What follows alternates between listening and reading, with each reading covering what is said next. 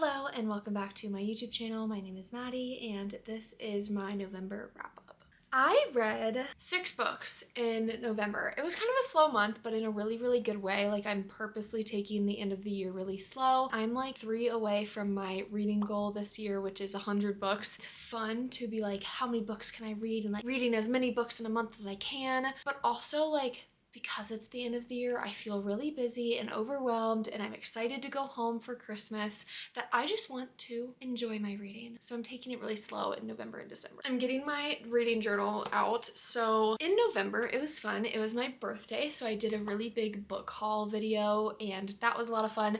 I ended up wrapping my whole TBR because I'm tired of looking at the same covers and not picking any of them up. Just like any wrap up, I'm gonna start with my lowest rated book of the month all the way to my highest rated book of the month. I had a really good reading month. If you guys watched my October wrap up, there was one book that I never mentioned and it was because I was currently reading it, or I was about to read it, and it was Butcher and Blackbird. Wow, what a great book. I cannot wait for book 2. It is about 2 serial killers who, over 4 years, they kind of fall in love with each other. So once a year, these 2 serial killers meet up to kind of have like a competition to like see who can kill the person that they're targeting like at first. It's like Dexter vibes. They only kill bad guys. It's really great, and the sex in it and the smut is so good. My lowest rated book was 3 stars, so not too bad. It's still a book I would recommend. It just wasn't, personally, not my cup of tea. And that was Tress of the Emerald Sea by Brandon Sanderson. I listened and read this one. Loved the audiobook. Let me tell you, the narrator in it was so funny. The narrator actually is a character in this. It was very refreshing and like a nice pause on the Romantasy that I read this month, because I read pretty much only Romantasy this month. It was cute. It was a cute, lighthearted fairy tale fantasy. Like, it was about Tress, who she's like a teacup or a cup collector from all of her world, but she ends up going on this journey to kind of find her first love. Like, her first love is a duke. I'm pretty sure, I can't remember if he's a duke or not. He's like a duke of her little town, of her city, and he gets basically swapped out. He gets taken to like this sorceress, and she's like on a mission to go find him, but she kind of gets swept up in this funny little oddball group society on a ship, and I don't know, it was just very interesting. And I love how this book was actually, I'm pretty sure, dedicated to Brandon Sanderson's wife. So the whole time I was thinking, I was like, I wonder what Brandon Sanderson and his wife's relationship is like to make him write this really sweet, goofy book. So it was a cute one. 3 stars. I would recommend it. It's a nice palate cleanser, and like if you really like whimsically fairy tale fantasy, this is great. The next book that I read was Throne of Glass, and I gave this one 3.5 stars, which is a change from the first time I read it. So I am rereading the whole Sarah J. Maas world right now. The first time I read this, I gave it 4 stars, and now I'm like, it really was YA. Like, it's just a very YA book, and a lot happens where I'm like, it's a little cheesy, it's a little like, I didn't love this book. Like, I do love it because it's her and it's this world, and I like am so absorbed in this world, and there were a lot of parallels. I've been tabbing it, but out of this whole series, this is definitely my least favorite. Like, I think when I recommend this whole series, you have to get to the 3rd book to be really into it. So I gave this one 3.5 stars, which again was a change from the first time I read it. But the first time I read it, I also had no expectation in mind. So now that I've reread it, it's like 3.5 isn't that bad. It's a pretty good rating.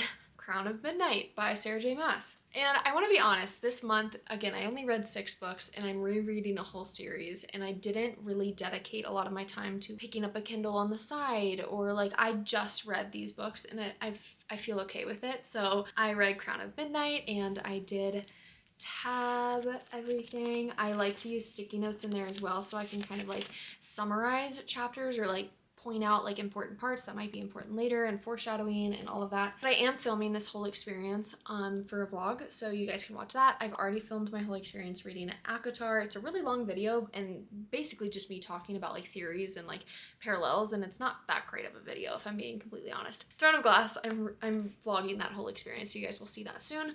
4 stars because it was great, but not like a 5 star. Again, you got to get to book 3 for it to really count and be like the best book. This is when I feel like you start to slowly see, spoilers by the way for the Throne of Glass world, you start to see shifts between Selena and Aelin. It's just like slowly shifting. Throne of Glass, she's fully Selena. You hear nothing of Aelin besides like theories that like Aelin might be alive, and Selena is like, no, she's not. She kind of starts to remember her past, and it's a slow little shift until Heir of Fire when she fully like accepts it. Speaking of, I know this is a really quick wrap up, you guys, but Heir of Fire I gave 5 stars, so that is the next category because I just finished this 2 nights ago. You guys, I just forgot about everything in this series, and it's only been like 2.5, 3 years since I've read it. It's just so pretty.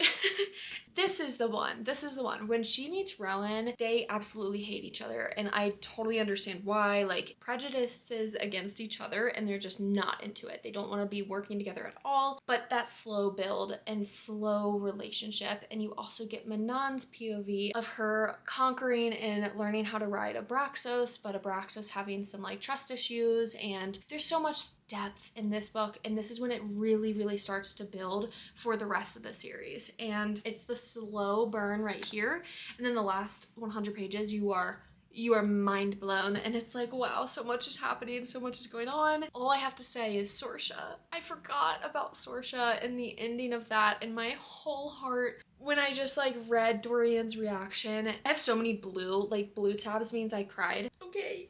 It's on page 547. The scream that erupted out of Dorian was the worst sound that Chaol had ever heard. Dorian, still screaming, was scrambling through the blood toward her head, as if he could put it back, as if he could piece her together. I mean, come on. Poor Dorian. And at the end of this book, you know what I mean. I don't know, just this whole book really did it for me. Like, I just forgot how wonderful and great this is. I spent majority of the month rereading Fourth Wing. Oh, that's upside down. Rereading Fourth Wing, and tabbing it and underlining, kind of doing exactly what I'm doing right now with the Throne of Glass series. Like, I felt like on each page I had something to say or write down. Like, I was just going for it in this book. Like, I wanted to tab the hell out of it, find foreshadowing of her like magic, or like what her second signet is, you know, like all of those little things. I was really going hard on this, and I actually listened to the Fantasy Fangirls podcast. It's right here. I mentioned them in my last vlog actually, but I really liked and enjoyed listening to it after I read Iron Flame. So I read it twice this year, kind of crazy, but I couldn't remember anything from it from June. Now rereading it, taking my time, taking a pen to paper, I remember a lot more. So I gave that one 5 stars again, and I gave Iron Flame 5 stars. Judge me if you want. It's a popular book. I know people are like, it's not that good, it can be trashy, or like, I don't think it is. I don't think it is. I think this like fills that ACOTAR hole in my heart. Like, if you like this genre, it's a new genre, and we know that from Goodreads literally adding it like a category in a new genre for the nominees for 2023. Like, that is so cool, and I think it's only going to go up from here. Come at me if you want. It's not like the most literary like a piece of art, I know that, but it's still so good to me. I feel like romantasy books are just very character driven. I do want a plot. I don't want there to only be smut. I really like plots, and I feel like the plot in this book is wonderful. I thought part 1 and part 2 of this book were completely different books, but still putting them in the same book made my heart so happy. Like, I could not have loved this book anymore, and I'm really excited for what Rebecca Yarros is going to do, because I feel like her brain works really well in this genre. So I'm just looking forward to it. I really like Violet. I really like Xaden. I love the whole crew. I'm very into this book in this series. Really excited for it. I'm pretty sure the release date just came out for book 3, like December 2024. That kind of sucks. I'm not gonna lie. A year from now, no way I'm gonna remember a single thing, so I'm definitely gonna have to reread it. Maybe my opinions on this book or reviews or my taste in books will have changed, who knows? But like, I think that's the fun in reading, is like our tastes are allowed to change. And I'm really excited to see what this series has in store. So I am currently reading Assassin's Blade, and I'm so bummed. I own all of the original copies of Throne of Glass except for this one. So I'm kind of sad, but that's okay. I'll find that one day somewhere at a used bookstore or something. But for now, I got the new one, and I really don't like the new cover. That's okay. That's just my opinion. It's good. I feel like I'm reading it fourth this time, which the first time I read it last, and I just wasn't into it because I feel like when you finish the series, it's done. Like Kingdom of Ash, you can't go back. Like it's really hard, like mentally, to go back into that world when Kingdom of Ash like completed. I'm happy to be reading it fourth this time, and I want to pick up Queen of Shadows this weekend, so I'm like gonna cruise through this book. And last but not least, I did have 2 DNFs this month. I don't DNF often, but I've been picky, and I can't tell if it's because like I just want to be in that Throne of Glass world and I don't want to read anything right now. So both of them were really smutty. I DNF'd Pucking Around, not because it was a bad book, but listen, I got Pucking Around on, I can't even say that without laughing, honestly, Pucking Around on Libby. So I was listening to this book, and I was listening to it in my car, driving and to and from work. I like wanted to turn down the volume half the time because I was like, can people hear?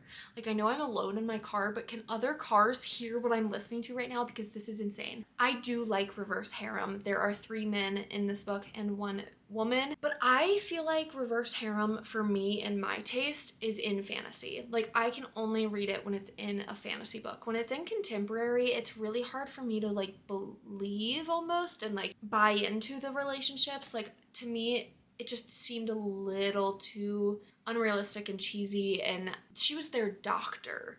And in my head, that is very unprofessional. That's definitely breaking some rules. And I just didn't love that aspect. And I know, you know, we've all got our own kinks, and we all have our own like opinions on like certain relationship styles and how many people can be in a relationship. Totally understand that.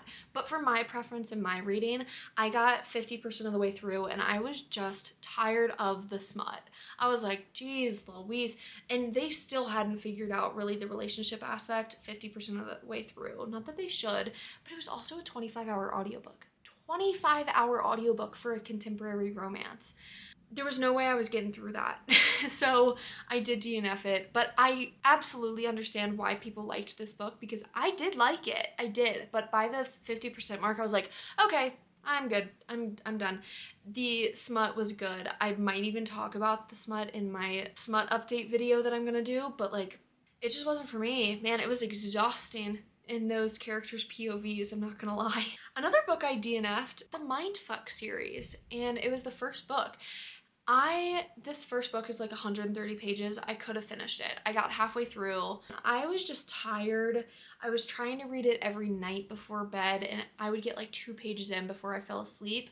I think I could come back to this series for sure, but because I had read Butcher and Blackbird, which is a very similar like kind of feel, I don't know. I just wasn't feeling it. Again, it might have just been my mood.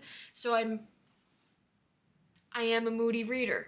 So I just might not have been in the mood for it. I do want to read it though. So many people talk highly about it, and I think it's 4 books and like 4 really short books. So like it's technically like 1 big book, kind of. That is it for this video. And please comment down below what books you read, and if you read any of these books that I've been reading, let me know your thoughts. Let me know your opinions. All of my social media is linked down below. My Goodreads, my Bookstagram, my TikTok, which I never post on, my Etsy shop, Fireheart Embroidery, where I do make cute little bookish sweatshirts, and I'm doing stickers, and I plan to do tote bags and socks and all of these soon. I just have to have more time, and I have no time right now. So I'm enjoying doing the sweatshirts. That's all you're getting for right now. So I will see you guys in the next video. Goodbye.